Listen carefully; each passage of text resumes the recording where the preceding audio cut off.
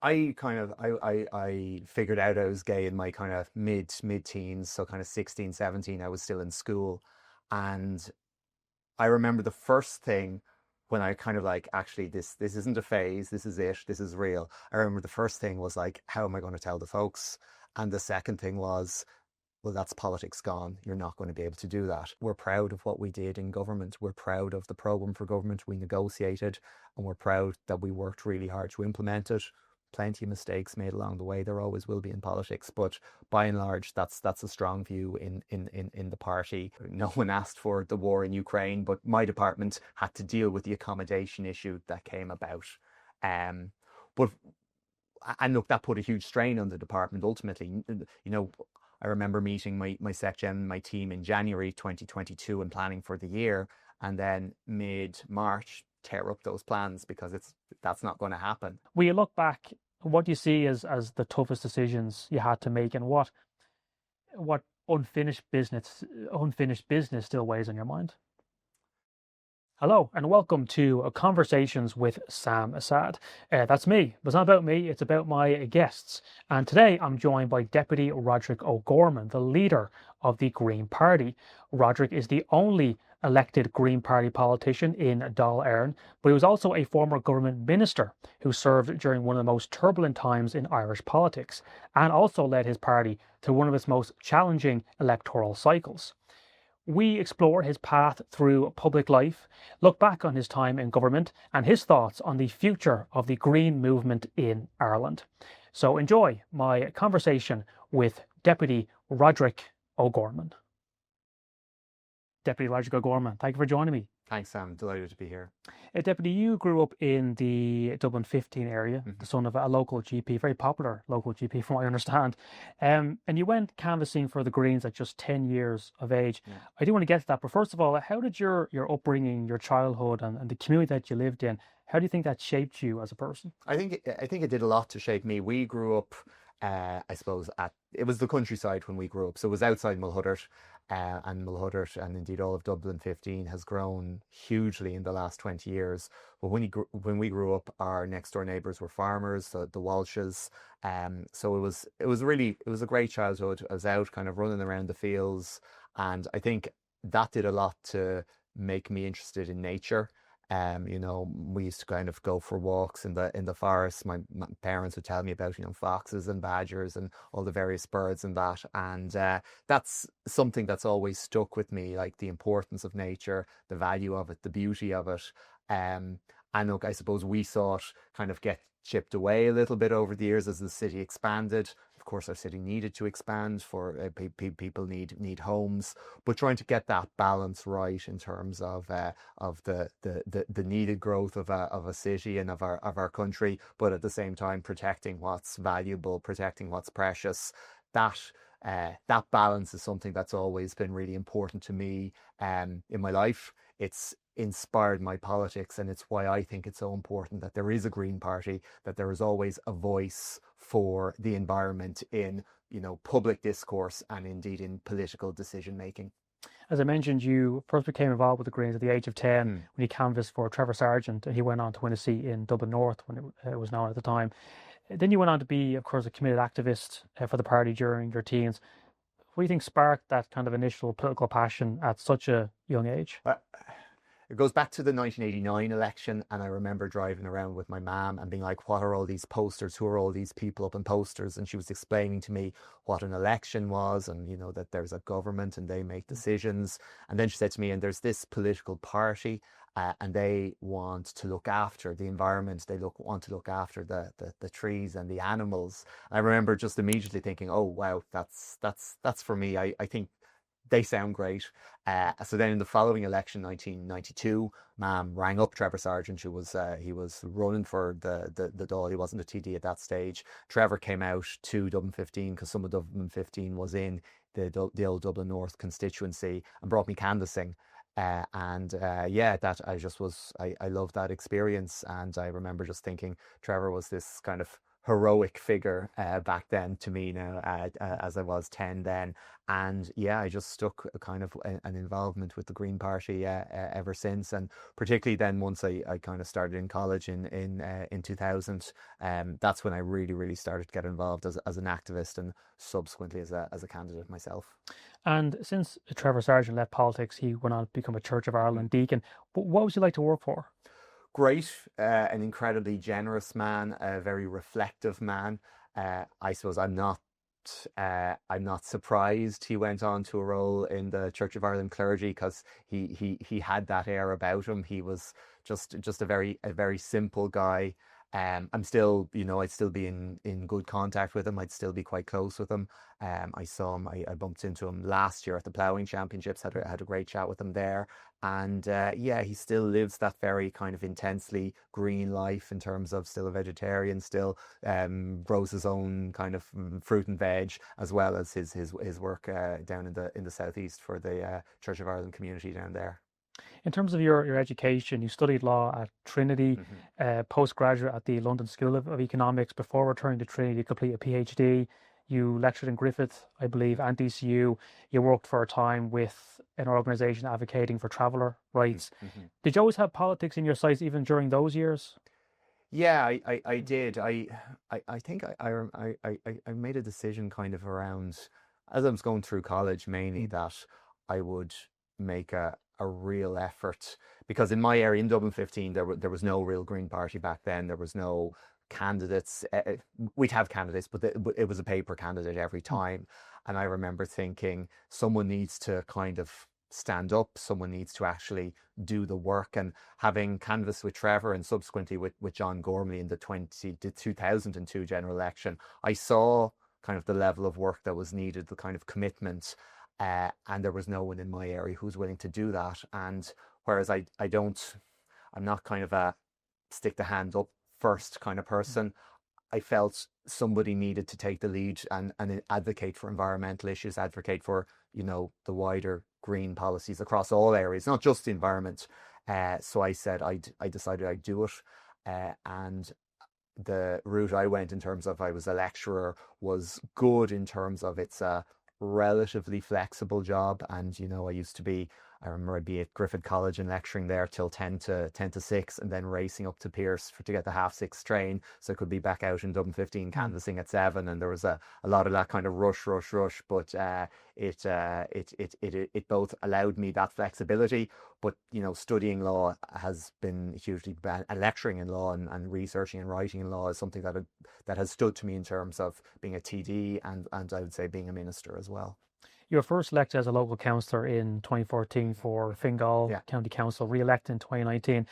You did suffer some setbacks. I mean, it took multiple attempts, 3 general elections and 2 by-elections before you finally won a Dáil seat in 2020. It was my 7th election when I first got elected. So yeah, some setbacks is a good is to put it nicely. And in saying that, what was the emotion like on the night you were elected in 2020? Not just personally, but for your team and the supporters who had stuck with you throughout all those years? Yeah, well, it was in 2020 when I finally got elected to the Dáil.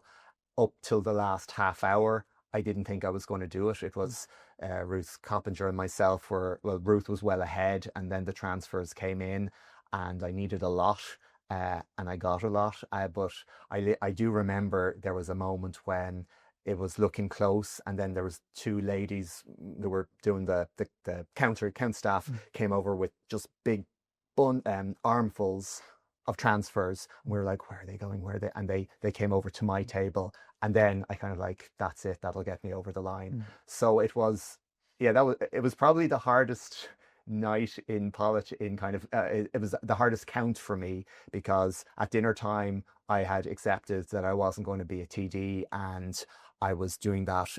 Is this it now? Like, this was a great day for the Greens. I haven't done it. Is that probably it? It's never going to happen. And I was starting to come to terms with that. And then at around 9:30, I get this massive surge of adrenaline as I see these 2 bundles of, and look, Ruth was there, her team were there, and you could see the kind of disappointment I'd felt over the years as well. So look, it is, it's a weird experience combining elation with exhaustion, with also trying to be respectful for people who you know a long time. You have campaigns or fought in election campaigns against them for a long time, but you still want to be respectful because you know what that feels like. You've spoken before about coming out to your party colleagues even before even running for office. You've said that you knew you wanted to be a politician before you even fully identified your own sexual orientation. Looking back now, how did that shape your sense of purpose or even your approach to public life? Yeah. Well, I figured out I was gay in my kind of mid-teens, so kind of 16, 17. I was still in school. And I remember the first thing when I kind of like, actually, this isn't a phase, this is it, this is real. I remember the first thing was like, how am I going to tell the folks? And the second thing was, well, that's politics gone. You're not going to be able to do that. Because in let's say 98, 99, it was only 5 years after decriminalisation, and it was legal to be gay, but it wasn't okay to be gay in Irish society then. David Norris was the only elected out politician, and that was through the Trinity panel, which was kind of unique. And I remember thinking to myself, I won't be able to do this now. And that was, I suppose, the second big worry after that kind of worry, telling your parents. And I think it is a mark of how much Irish society has changed and how quickly things changed, how quickly things improved for the LGBT plus community in our country, that by 2004, so kind of 6 years later, I was able to run as an openly gay candidate in my first election. And I'm very grateful to live in a country where we've seen those changes. But it's also, it's also relevant to say, I felt safer as an openly gay person walking the streets in 2004 than I do today. And there is a pushback at the moment. And that's really serious for the LGBT plus community here. It's serious for other communities here as well. And that's why I think it's important for me and other politicians to be vocal about where we see, attempts to intimidate communities and attempts to roll back rights. I was over in Budapest a couple of months ago, and there, you've seen a very real, a very coordinated attempt by the government to roll back rights. Thankfully, across the vast majority of politics, we haven't seen that here. We do know there are groups on the fringe who are kind of able to magnify their size through social media, and they are generating hate in our country, and hate against vulnerable groups. And I'm just conscious. I saw such a massive positive change, and it is a worry for me to see there is that kind of negative pushback in society over the last probably 4 to 5 years. And this year, as you know, marks the 10-year anniversary of the marriage equality referendum. What do you remember most vividly about those weeks leading up to the vote? You worked on a lot of local campaigns. I did, yeah. I was one of the local leads in the Dublin West constituency. It was an amazing campaign. People from different political parties coming together, people who had never been politically involved before, independents, all coming together, and we had such a positive, uplifting campaign in our constituency, and I know around the country as well. And I kind of said I'll front up for the Greens locally, but it just became so much better to be part of the unified campaign. And look, it was a great campaign. It was hard. It was, literally going to your friends, your neighbors, your community, and asking for your constitutional rights to be kind of granted to you, like the right to marry, which, I see it as a lawyer, as someone who sees the value of marriage, and being excluded from it meant a huge amount to me. No, it didn't mean something to everyone. It did mean something to me, having seen my own parents' marriage and the importance that brought to our family. So we were relying on the kindness of strangers, and 60+% of strangers in Ireland were kind and extended that right. So it was an incredibly uplifting campaign. It was hard, you did encounter some really nasty doors. I remember a guy, it was his first time ever canvassing, and we got an awful time on one door. We didn't see the poor fellow for the campaign again. I think he was traumatized by it.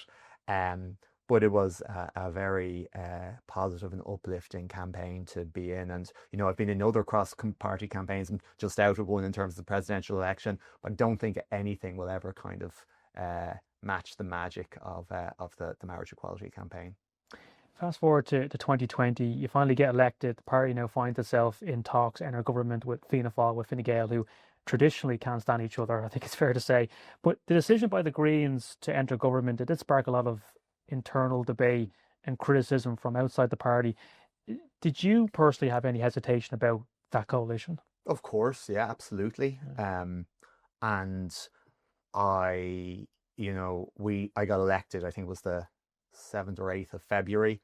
It was late April before we went into actual talks, because we were concerned. Both Fianna Fáil and Fine Gael had done very badly in that election.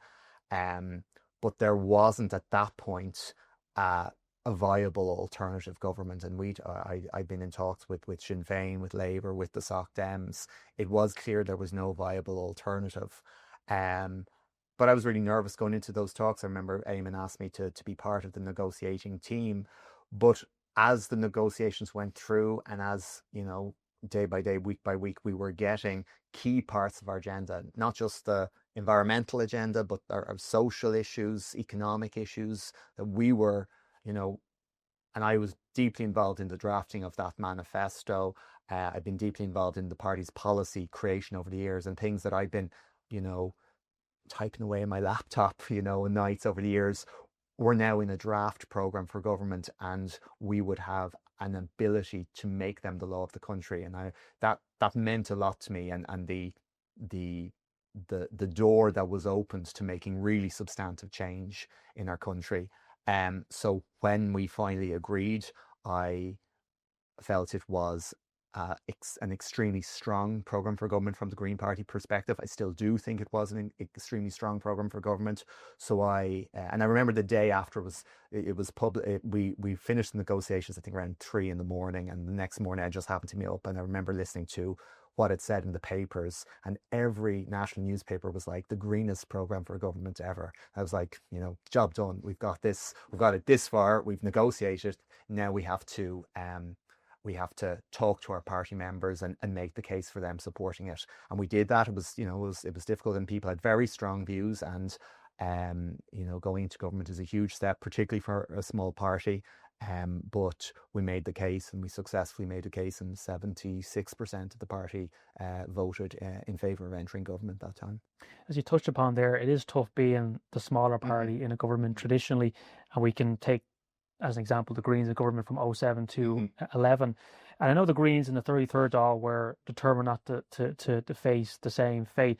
But did you feel like an equal partner at the cabinet table, or were there moments where it felt like Fianna Fáil, Fine Gael were still calling the shots mostly?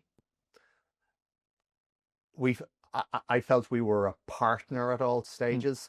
I don't know if we were an equal partner, because there was a disparity in size, but well, the key decisions in the last government were made every Monday night at the leaders' meeting before cabinet the next day. And at the leaders' meeting, there was two Fianna Fáilers, 2 Fine Gaelers, and 2 Greens. So from that point of view, we had full access to every part of the decision-making process. And that was where the fights, the disagreements were finally agreed.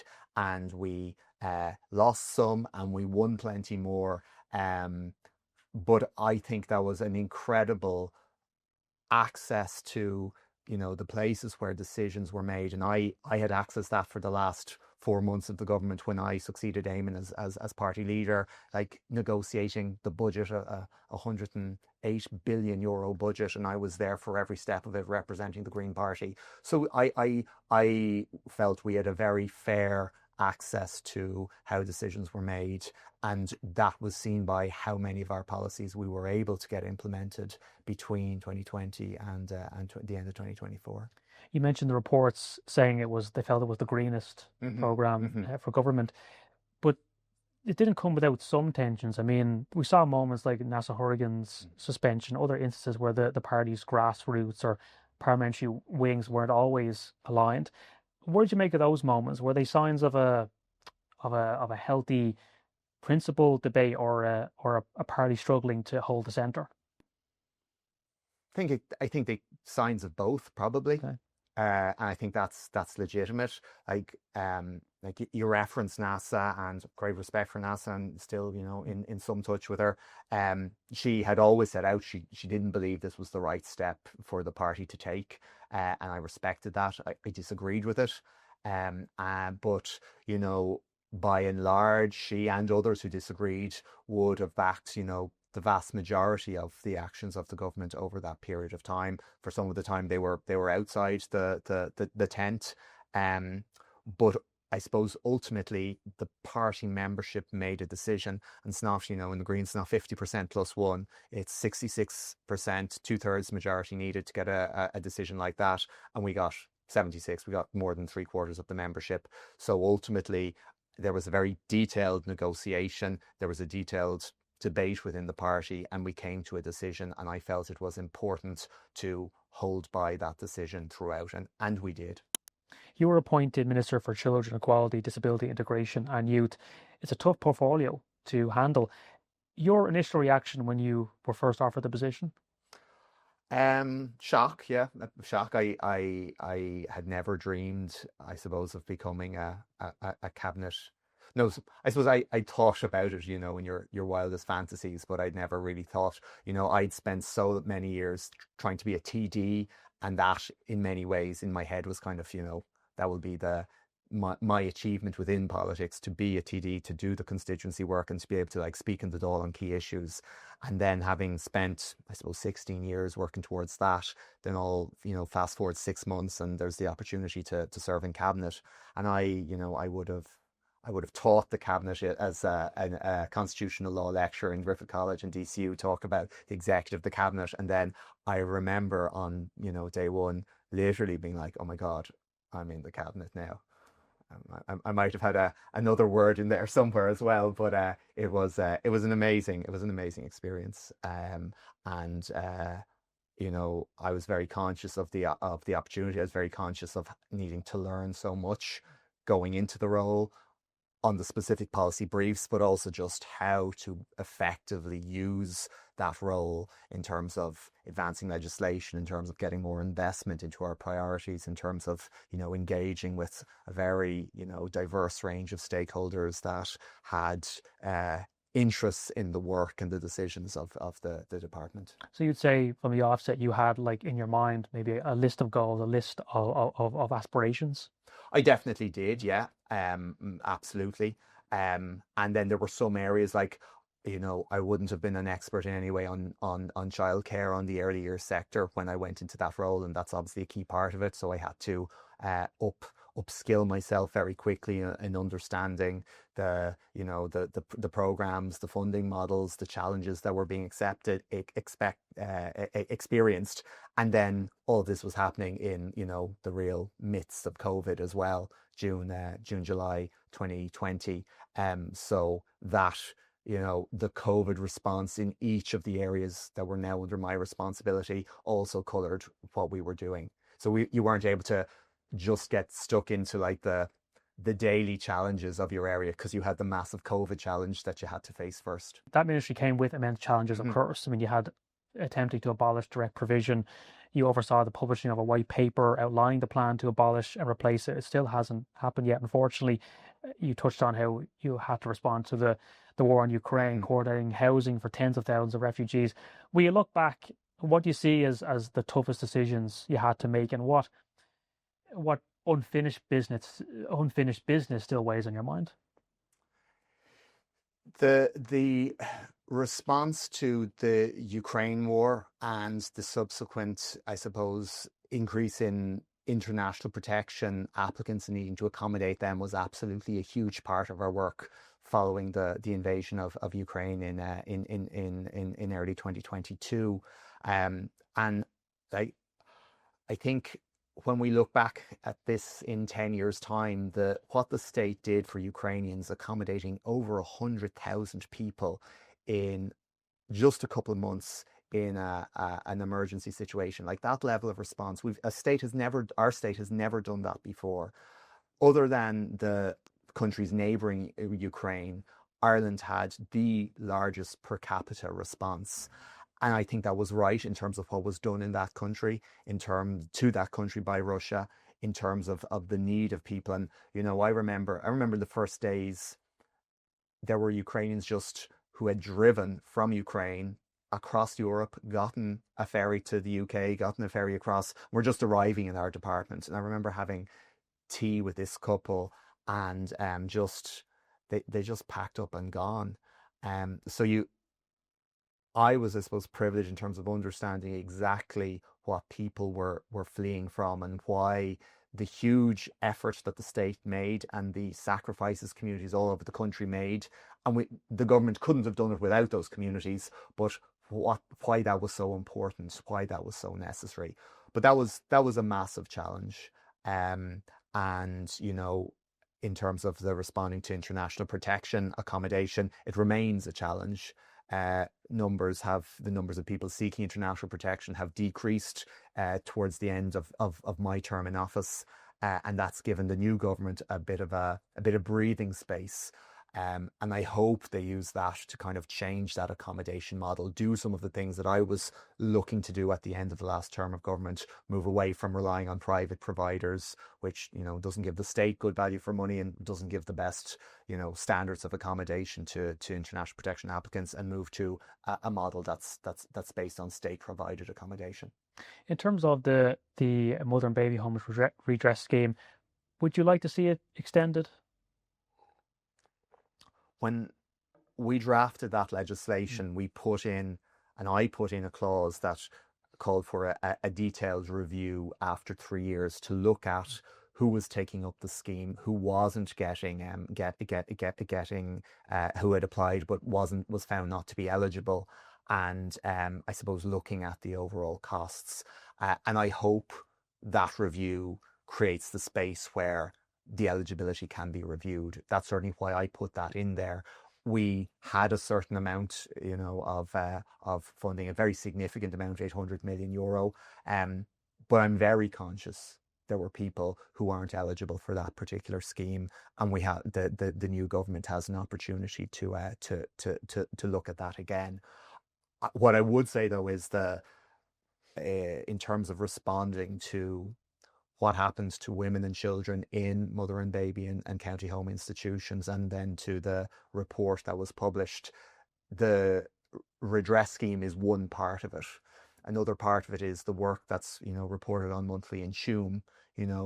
When I came to office, there was no certainty about how the disgusting condition in which the remains of children were left there would be resolved. And now there is a set of experts excavating the site. They will take away the remains of these children. They will seek to identify them, and they look to give them a respectful burial. And that's done.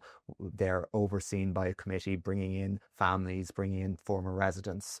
And I think that's an important step in terms of addressing what happened. The issue of adoption information for people who were adopted through these homes. When I was studying law, I remember studying family law, and one of the big challenges that was identified was adopted people don't have a legal right to their information. They're blocked. The law that I brought in, the birth information tracing law, has fixed that problem, and there are tens of thousands of people who went through these institutions who have now legal right to full access to all their information. I've gotten letters from people who got their birth cert with their original birth name for the first time through that law. So I just make that point in terms of the overall context of the state's response. The state needed to respond in so many ways to what happened in the mother and baby institutions, and we were able to advance, big changes in many of them. You mentioned accommodation earlier. Did you agree with the High Court action arguing that the state they felt breached asylum seekers' human rights by leaving them without accommodation? This was during your time in the department. Did you agree with that, really? The High Court found that by not accommodating people, their human rights under EU law were violated. Yes, we failed when we weren't able to accommodate people, maybe about 3,000 people at the height. I and my department worked incredibly hard to make sure all families, all mums, all kids would always be accommodated, and we were able to achieve that. but we weren't able to accommodate everybody, and absolutely that was a breach of their human rights, and the High Court was rightly identified that. Um, Ultimately, as I said before, I believe Ireland is a better country for being a country where migrants are accepted, are embraced into our communities, and are given the opportunities to participate in, in professions, in parts of the economy that wouldn't survive without them. Any migration policy has to be rules based. There were issues with parts of the structures around migration. Many of those issues I feel were addressed by the last government. People were waiting far too long. People who were seeking international protection were waiting far too long. People were waiting 5, 6, 7, 8 years. That wasn't good for the Irish system. It wasn't good for them. They were left in limbo. People are now getting their decisions much more quickly. That is right. Where someone gets a negative decision and they go through all the appeals and the decision is still negative, they do have to leave the country. And look, as someone, as a, on the left, someone who's liberal, that might seem harsh, but it is a rules-based system. And ultimately, international protection has to be kept for those people who can prove that they are fleeing war, fleeing persecution. If someone's looking to come to Ireland for economic reasons, they need to use the routes that are available as through the various work visas that are available there. So I think Ireland should remain open to people coming here who want to be part of our economy, and we should remain open to people who need to come here to flee war, flee violence, but that process has been tightened up significantly, and that needed to happen. I know you're aware that much of the tension around this issue has been fueled by a lot of misinformation. I mean, you yourself have been subjected to smears and false allegations by a small but loud fringe. How did you deal with that kind of personal abuse when you were a minister? Well, a minister or a TD, any political rep, in my view, shouldn't be the center of the story. And I've always kind of pushed back over the 4.5 years about kind of talking about this, because it suddenly sounds like it's, oh, poor me, rather than dealing with the issues. But I genuinely feel there is an attempt to kind of undermine some of the basic democratic norms of Irish society in terms of the level of abuse that was directed at me, is directed at others in government, in politics, in civil society as well. Like, a politician has to be accountable, has to be able to, face questioning from the opposition, from the people who voted for me. Like, I go out once a week, I go out canvassing, I go out knocking on doors, I talk to people. I think it's a really positive aspect of the Irish system that politicians have to go out and have to knock on doors and have to stand at the train station, at the supermarket, and chat to people. A lot of European countries, that doesn't happen anymore. And that gap between the public and the politicians just starts to grow. But if people are annoyed with me, I know about it, because once a week I'm out chatting to people. But the level of abuse that is directed at politicians now is such that I genuinely worry that people won't want to do that anymore. People who are currently in politics will leave, and you've seen people who've left because of the levels of abuse, and new people won't join it because they will just see it's not a lifestyle for them.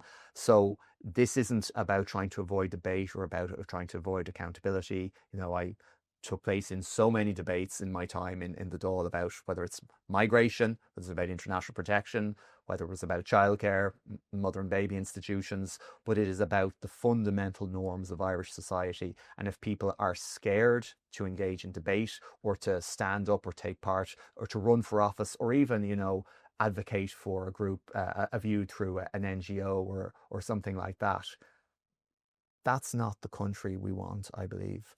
And, I made the point earlier on, just in terms of, feeling less safe now as someone who's gay than I did maybe at in the early 2000s. Like, there is a level of hate being generated online towards the LGBT plus community, towards migrant communities, towards, people with different kind of political views.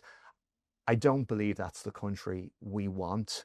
And, we can all kind of sit back in our armchairs and speculate about what's driving this. I do think the online space is a huge part of it, and the ability of nameless, faceless participants there to say whatever they want, and how that can actually, become truth, how lies can become truth. And once they're out there, particularly once they're out there online, fact checking, it's no good, because once the narrative is out there on the online space, like, I just conclude here, but what was said about Jim Gavin, and those personal allegations that were made about him at the start of the presidential election campaign, like, before he went out on RTE to say anything about it, 700,000 people had seen that online. Like, you can't put that genie back in the bottle.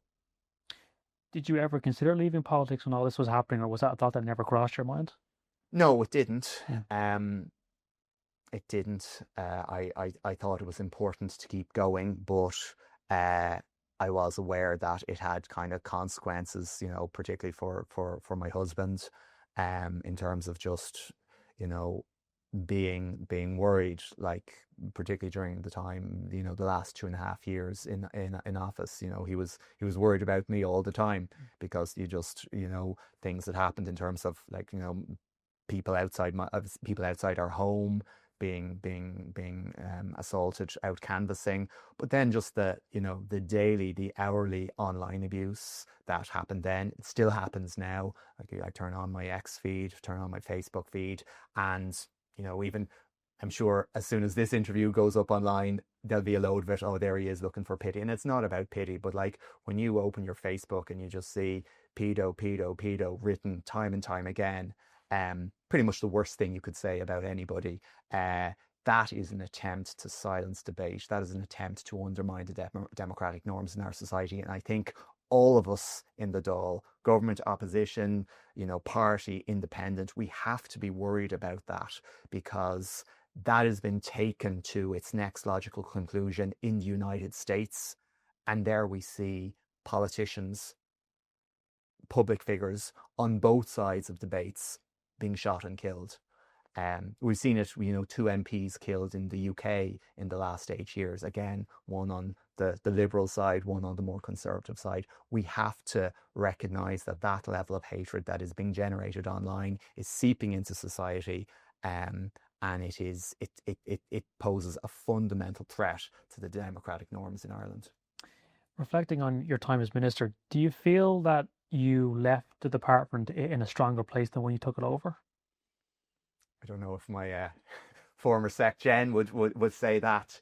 Well, look, leaving the department, the position of the department wasn't what I was worried about. Like, what I was worried about was the issues that the department have to address, and I didn't ask for. No one asked for the war in Ukraine, but my department had to deal with the accommodation issue that came about. But and look, that put a huge strain on the department. Ultimately, I remember meeting my SecGen, my team, in January 2022 and planning for the year, and then mid-March tear up those plans because that's not going to happen. But when you look at, like, the massive investment we got into early years, for example, taking significant steps to reduce parents' childcare costs, while absolutely recognising there's a huge amount to go there, advancing some of those key and kind of conclusively addressing some of the key issues in the area of the response to the survivors and former residents of mother and baby institutions, in terms of providing major investment to TUSLA so it can support some of the most vulnerable children, and in terms of accommodating over 100,000 Ukrainians at the time they most need it. Like, I'm proud of what our department did over those 4.5 years. Are there things I would do differently if I had to go around? Absolutely. Every day I was like, I wish I'd had more time to do X. I wish I'd done Y differently. I think, politicians can be almost of two types: the ones who say, I did everything right and we just have to keep going, or someone who tries to reflect on, and how can I do better tomorrow. I try and reflect, and every day I see I could have done something better, and it kind of drives me to try and, aim higher the next day. In saying that, do you think being minister for 4.5 years in a very difficult department has made you a tougher politician? Oh, definitely. Yeah. Yeah. Like I suppose I tolerate things now, I think, that would have probably broken me at the start. Like in my first week as a minister, when I didn't really have a staff. I was just trying to, I suppose, understand the scale of the department and the key roles and how you'd move things along. There was a gang outside the Dáil with a noose with my picture in it, and that always struck me because that was before I'd done anything, hadn't passed a law.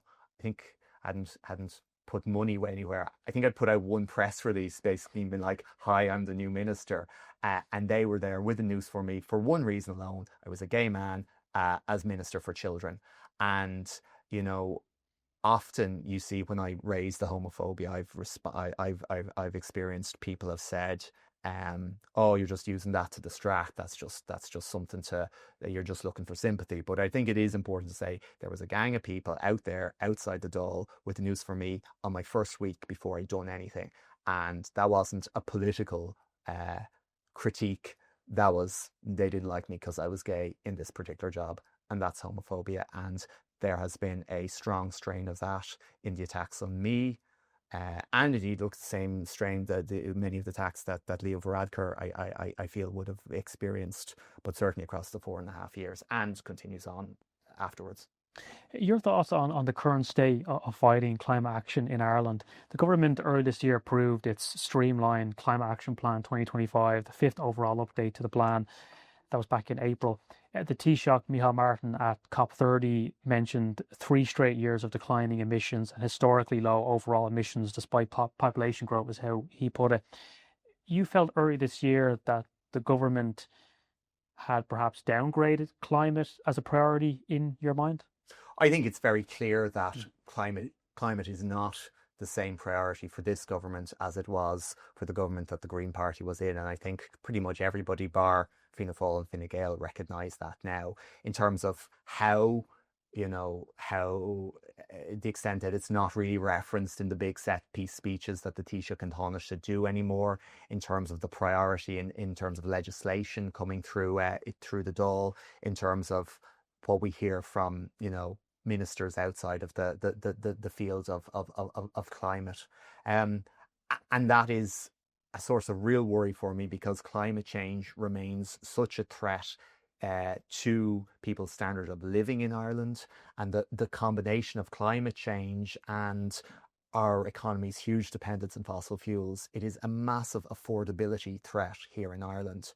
I make that point because we're still in a period of where we saw sustained pressures on the cost of living. And in Ireland, so much of that, not all of it, but so much of it was driven by the fact that our energy system is still fossil fuel dependent. And when we had a war in Ukraine that drove up gas prices and oil prices, Irish people were hurt so much badly, more by that, because so much of our energy is either directly natural gas or from electricity that comes from natural gas. So you look at Spain, for example. Spain from 2019 have made a huge efforts to decarbonize their energy systems in terms of moving to solar, moving to wind, and that put them almost in an outlier situation during the cost of living crisis after the Ukraine war. I think they actually saw an almost 75% decrease in the cost of electricity generated from gas. At the same time, everyone else's was absolutely spiking. They've now some of the lowest energy costs in Europe.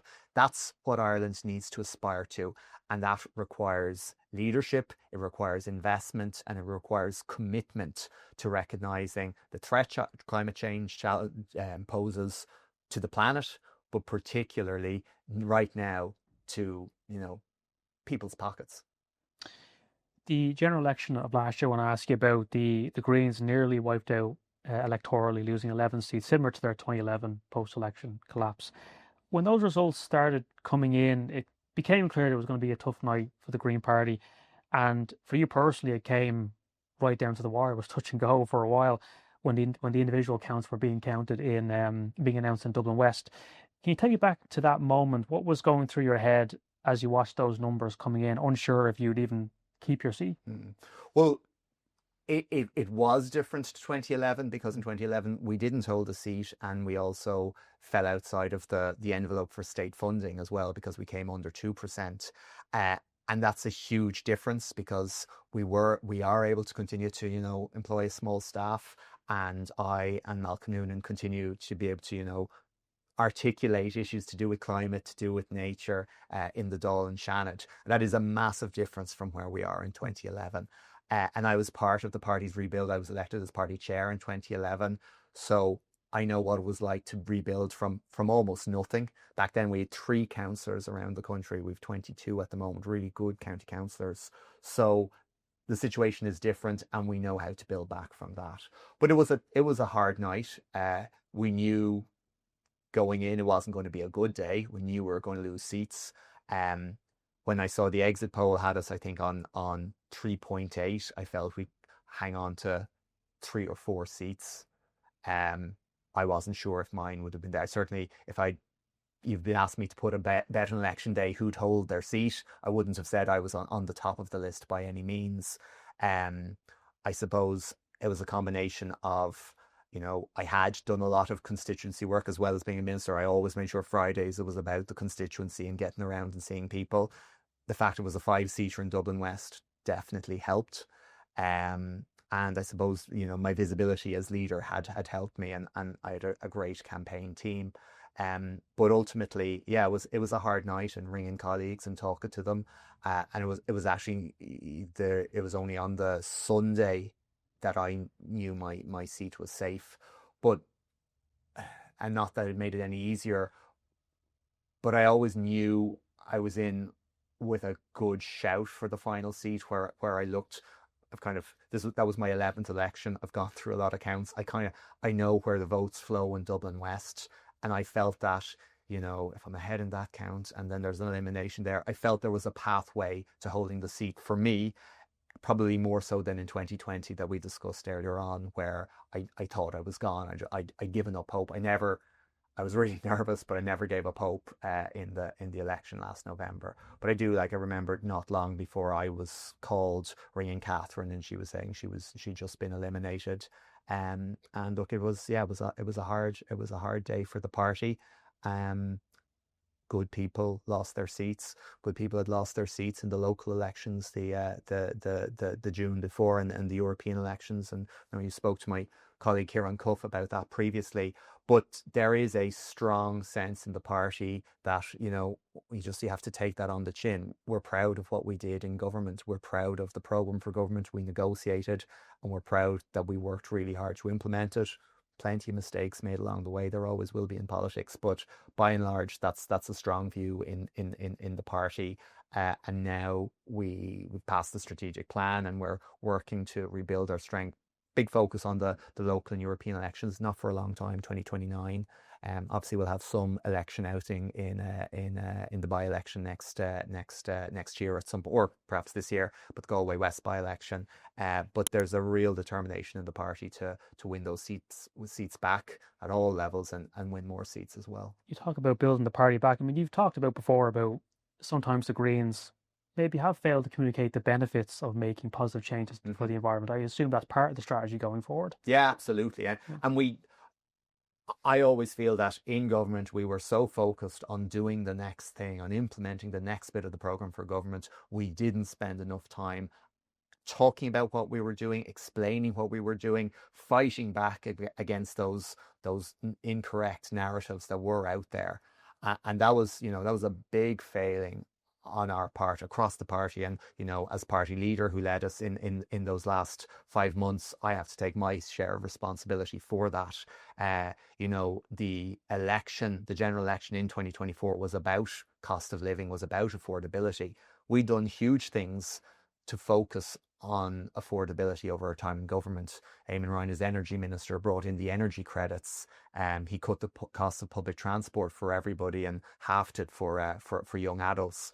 I did major steps in terms of making childcare more affordable. Time and time again, we brought forward measures that focused on affordability, but we were, I think, so focused maybe on talking about the climate benefits, we didn't actually kind of remind people it's not just the climate we're concerned about. We see there's a cost of living crisis at the moment, and we're working as part of this government to make things easier for you in the short term, but also take steps that long term, not just a once off like the energy credits, but actually long term changes. So parents this year and next year and the following year are going to enjoy lower childcare costs because of the measures that I implemented, the extra funding that I brought in.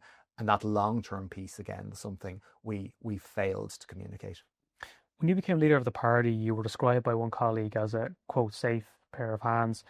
You said earlier this year when the government formation talks concluded that you were going to be, excuse the language, a bollocks. When your former colleagues said they knew that you'd be reasonable while being in opposition. Do you think you've lived up to that Have I lived up to it? so far? I've done my level best, myself, Malcolm, or councillors, to shine a light on what has been a complete reversal on many areas. So the introduction of fracked gas into our energy system, opening up LNG, the way the government raided the Climate and Nature Fund, that fund we put aside for some of the big challenges, climate related challenges, affordability related challenges that are coming down the tracks. I've always, I try and keep it within the lines. Like I'm not one to go into personal abuse. It's just not me.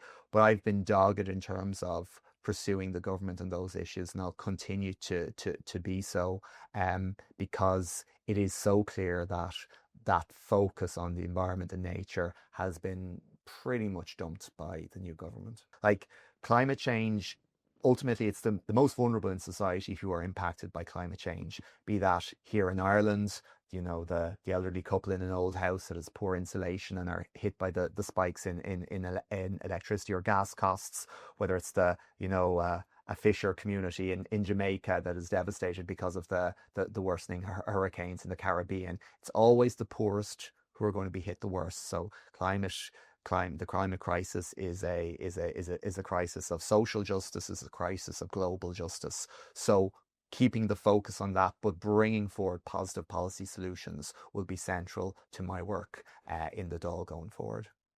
Can I ask, when you look at your life right now, what are three things that really ground you in gratitude? Gratitude. My family. I am married just over 2 years now to amazing husband Ray. We're together 14 years. He's had to put up with a lot over that period of time, and he's done so, and he's been an absolute rock to me, and he has quietly supported me in my campaigning and in all the challenges that I face. And like I extend that out to my parents. I have two amazing parents. I'm an only child, so it kind of was always just the three of us. So we're very close, and they've been again absolutely supportive. And my wider family, my uncle who's out knocking on doors with me all the time, my in-laws, they enjoy a good leaflet drop as well, which is fantastic. So my family, then I would say my friends. I'm really lucky in terms of the friends that I have, both within the party, but also I think outside from school. I've still a good gang of friends from school, from college, from work. They keep me really grounded, and it's great. Like there'd be days where they'd be interested in what's going on in government, but on a tough day they know, yeah, let's leave them alone. Let's just talk about what's what trash is on Netflix at the moment or something like that. And that's always great, just to be able to decompress a little bit. And I suppose I was to pick a third thing. I suppose I'm hugely grateful to the people of Dublin West. I've run in 11 elections, and on 4 occasions they've backed me for either the council or for the local authority, or for the Dáil. Like, I see your vote as a precious thing, and it is a big deal for me to ask someone for their vote. Like, I'd sooner ask someone, for a stranger, for a tenner than their vote, because it is so precious. I go out and I ask people for their vote, and the people of Dublin West have voted for me now on 4 occasions. And I'm incredibly grateful for the opportunities that they've given me in terms of representing them, in terms of implementing policies, whether it's on the environment, on childcare, on other social issues.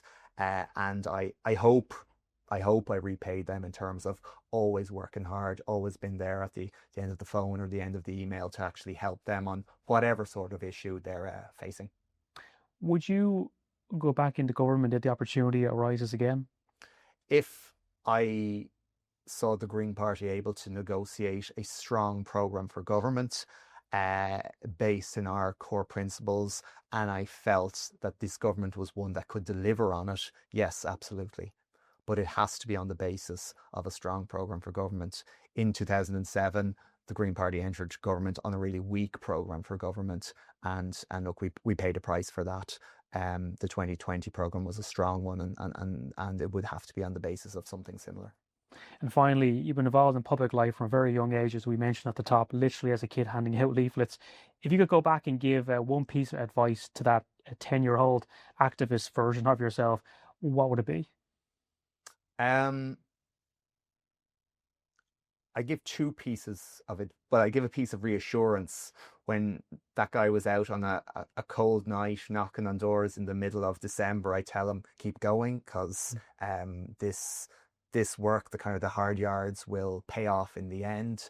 I'd also tell him, just take as much time as you can to talk to as many people as possible, listen to people, get different perspectives.